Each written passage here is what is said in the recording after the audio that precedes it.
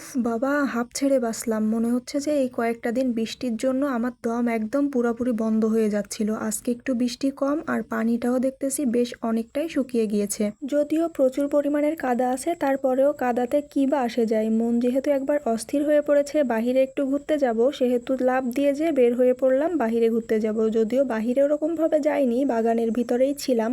বাহিরে যাওয়ার কথা যতই বলি না কেন, তারপরেও আমার গণ্ডি-সীমা কিন্তু একদমই একটা নির্দিষ্ট সীমার ভিতরে। আমার গণ্ডি-সীমা বলতে গেলে চলে আমার বাসার ভিতরে। যদিও বাহিরে যখনই যাই তখনই কেউ না কেউ সাথেই থাকে, আর এখন যেহেতু কাদার ভিতরে কে বা নিয়ে যাবে, যাকেই বলতেছি বাহিরে নিয়ে যাওয়ার কথা সেই বলে যে কাদার ভিতরে কিডা যাবে ভাই, মাপ কর। কারোরই জন্য দয়া মায়া হলো না, কেউই জন্য ঘুরতে নিয়ে গেল না, সেমনি কি আর করার। রাগে মাগে তারপরে চলে এলাম এই কর্মচা গাছের দরে। দেখি কর্মচা কটা ফাড়িয়ে নিয়ে তাও যদি মনটা একটু সান্ত্বনা দেওয়া যায়। প্রতি বছরের মতো এবছরও কিন্তু আমাদের গাছে প্রচুর পরিমাণের কর্মচা ধরেছে, আর কর্মচাগুলো দেখতে কিন্তু মাশাল্লাহ অনেক সুন্দর।